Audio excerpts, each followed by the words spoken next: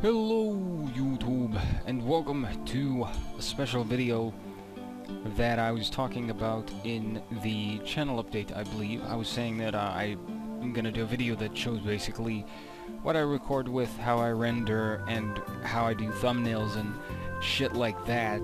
And now that my throat is all better, I'm still a bit sniffy, on the sniffy side with my nose. But other than that, I'm completely fine, completely and utterly fine. So I thought that we could do this now, and I'm basically going to show you what I use for different stuff and how I do it. I was testing shit out, like doing how would I call it, a dry run of it? I'm not sure of the word, but the audio quality is going to be a bit poopy because not now. I'm recording. I'm sorry, Rian. I'm recording, so I can't look at what you're gonna say because you're Rian and you say stupid things. But yeah, this is Fraps. There's not really much to it. Fraps itself doesn't have that many settings. Full size, 30 FPS. I believe you can see my mouse.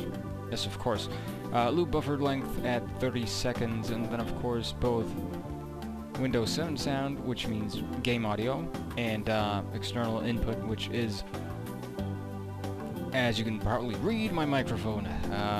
But yeah, that's pretty much it. There's not much to, not much else to Fraps in terms of settings. I've done multi-channel once before, and I'll never do that mistake again. It sucks. Alright, but basically after you're done recording, go to, I use Sony Vegas Bro, cool story, bro, and you bring in the media. Let's see, I have a bunch of Elder Scrolls stuff that I have not yet rendered, and gonna bring these out just for the sake of the video. Now, as you probably know, Fraps has a nasty habit of tying game audio and your mic into the same fucking track, as you can see here. Now, if I were to raise the game audio, I would raise my own voice at the same time, so that's the only bad thing about Fraps. I remember you being able to basically record the two audios to different tracks. It actually had an option, like somewhere over here, which it no longer has. I don't know why they took that out, but so I basically have to check before every recording session that the levels are good. But because of that, I can just throw these videos in here and render them out. Now there is one thing you have to do, or you don't have to, but you could, which is disable resample. You have to do those on all of the parts, and I'm not sure why I'm doing this. I could have just done it on the first video and be done with it, because I'm not going to render this out now. The reason why you want to do that is because resampling basically blends the frames, and it kind of makes it blurry. There have been times when I've done 1, 2, and 3, but then I forgot to do 1, and it kind of stands out of the video. I don't know if people have noticed. Probably it's something very, very easily noticeable, but it happens. It's a human mistake, and I'm sure that it'll happen many, many times more, even though I'm usually very careful when doing these. But basically that's it. And of course there's my project settings. I've taken these straight out of the internet, which is the best possible source for possible render settings. Best Gaussian, whatever. And I do use, I believe, I'm not sure you can check it from here. Oops, let's see. But yeah, that's it. I believe it is in the options. You can use, yes, GPU acceleration, which means that you can use your video card for for rendering, which makes it faster. It generally takes about 20 to 30 minutes, depending on the game and depending on the resolution, which there are actually two of. I record either at 1280 by 720 or 1440 by 900. Just Cause 2 and Sleeping Dogs are at 1440 by 900, and that usually takes about 30 to 40 minutes, depending on, of course, the time of the video. And Minecraft, of course, is an exception to this, since I record that at 720 by 480, I believe. But I still have to render it HD, because otherwise I'll get fucking green bars on the side, which I don't like goblins or leprechauns, so they can stay away. And then basically I look at the video. Let's see. I don't actually remember. Yeah, this is the first. This would be the first part. So I guess I could call this. This is where the Peace Council starts. Now I'm put on the spot, and I don't really know how to name this. I gotta think of a name quick. How about to capture a dragon? Does that sound good? Does that sound good? I'm not sure, but basically what I would do at this point is go to render, and then I have my settings here, render settings, which you can find online. That's where I took them. I just YouTubed best render settings, Sony Vegas 10 or whatever. I have two. There's the 1440 by 900, and then there's 1280 by 720, and there you can actually see the render settings. Basically very normal stuff. Completely forgot the word, and if we check, CUDA is available. Great. There's the audio settings, and that's pretty much it. And then I'd name it something like Let's Play Skyrim Part. Of course, this is not how I named them. 130 something, even though it's not. That's pretty much. That's a lot more realistically numbered now. And I usually like to add in the name of the video at this point. So if it would be like capture a dragon, because at this point I can just put the video to upload and just get rid of the MP4 at the end, and then I don't have to think about the name anymore after I'm done rendering. So it makes it all easier. I could actually show you here. There we go. So there's basically Alduin's Bane, Puzzle Time, and the Elder Scroll. And so then I can just put them to render and add in a little column over there. And then it's basically done. And uploading times are usually 40-50 minutes to an hour to maybe even more if YouTube's being a little poopy. And but that's about it as far as rendering goes. So if you want to pause the video and look at the settings, I'll put them up one more time. Excuse me, render as, and then there's these. And the audio is just all maxed out, so there's nothing really to it. And I do believe that I have these are a little bit different. No, they're not actually. They're exactly the same. Huh, alright, well, that's it. So that's how I render, and now we're gonna go take a look at Photoshop, which is a cool little toy you can have to use when creating thumbnails, which I love doing, and those little video banners.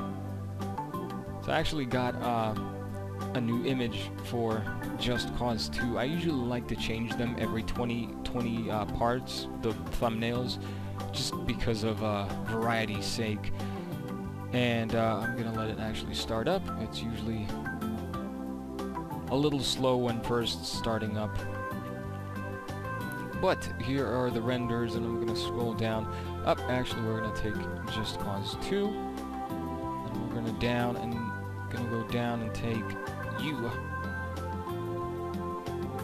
And I'm just gonna show you what goes into making a thumbnail, which I could have done this before, but now I'm gonna have to show you how it goes fully. We're actually gonna make a new layer out of that one, then delete. Just gonna show you real quick. There's a little bit white left over there, then deselect and throw it over here, and then yes, come on now. Then we're gonna go in a little bit. I can't believe I'm showing all this. And take those out. Now it should be all good. Then we can zoom out, and basically now we have the logo of the game. Now I usually like to do a strike over it. I believe I can't even remember what these are called in English. I would love to have them in English, but it isn't finished, so apologies for that.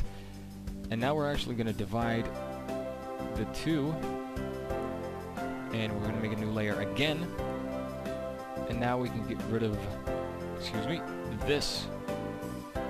Put it over there. Start getting rid of that. Now we can fuck, that looks awesome. As you can probably tell, I was actually, it doesn't matter. The T is gonna be a little weird, but I did a great job erasing those points. There we go. So now it's basically much easier to maneuver the two words. So we can put them over there. And if I wanted to, I could put, like, let's say, let's play, which I sometimes use this word and sometimes not. I don't want to block any of the happenings on the screen. Now we can actually pull this over that and the other one as well. And then we can make this one bigger. So now it's over there. I don't want to make it block it too much. There. And make this one a little bigger as well. As I said, this is not going to be like a full tutorial. It's going to be more showing you how I do things. And we could get fancy and do stuff like this. Let's see. Let's pick that one over there. We are going to have to rasterize it. And then pick that. And then we can move to this and delete. Which basically means that that would go over that. And then we could do the same to, like, let's see, could it do to that? Or we could do it to all of those. Whoops, that was the wrong button. Sorry. Oh, delete. And then that would make it so that the text comes kind of over the other text, the logo. Or then you could just to the Y and maybe the L and so forth and so forth. Then usually I do the number somewhere where it's not over here, because that's where the time limit is, and I don't want that blocking the number. I've had that problem before, and I changed the thumbnail immediately because you could not see the number. So basically, make the number big, 1, 2, 3, 4. I usually like getting different fonts for different games. If we look at actually. Look at the finished works here. There's AC, Just Cause 2, Minecraft, there's Skyrim, there's Sleeping Dogs, and I try to always go for a font that fits the game, and yeah, so that's basically how I make thumbnails. Of course, that's the Angry Birds font, which doesn't really fit Minecraft, but whatever. I think it looks nice. and I just actually cleaned this up a little bit, deleted all the bully thumbnails because I didn't do shit with them, and of course, we could actually do this a little. Why are you not? Oh shit! Sorry, there's a text going on over there. Let's see. I'm not gonna save any of these, but we're gonna do a new one. 1280 by 720, and basically what goes on into making what am I supposed to say? The thumbnail or the background for a channel update. Now that takes a little bit more work, but still not that much. Whoops. Let's do it from the center there. Oh, it's not still not the center. How about that? All right. Then we can actually reverse it. Whoops. Let's do that again. I'm being so fucking professional right now. No, that's not gonna work. So we're gonna just do this, and then we can use a one of these. So basically, you could do it like, whoops, forgot to change the color, like that, and then do channel update, blah blah blah blah blah blah. Or you could use another brush. You could use splatter brushes or whatever. Or use the same one as this. This is actually what I used for a previous one. And then you can, of course, throw in other stuff. I can actually show you, let's see, let's put this over there. Yes. Take rid of those, get rid of those, and I'm actually going to change the brush because it's fucking annoying. There, we can, now it's even bigger. Holy shit. Stop it. Stop it. There. Make a new layer of that. Throw it in here. This is just to basically give you an idea how to get... No, actually, let's go with soft light. Alright, so basically you can give it some texture by putting in an image and setting it to soft light, and then if you need to, you can do a little bit of that. Of course, now that the fucking thing is so small, it doesn't do shit. You can basically do it like that. Now it's a little bit slower, but it does... Of course, this is not the best possible example, but it does give it a little bit of a texture. That's just one way of doing it, and I've certainly used that quite a few times, and probably will in the future as well.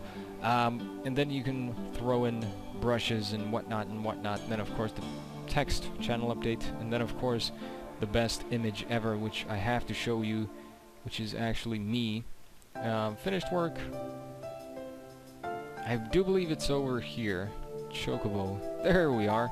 That's actually me on a chocobo. Just a little bonus for you. And as you can see, I've done a great job. Whoops. Oh god, I lost my head.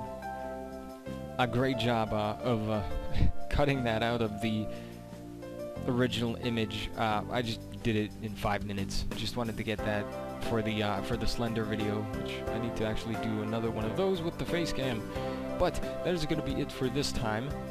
For a little special video for the 7,000 subscriber mark milestone hit thing.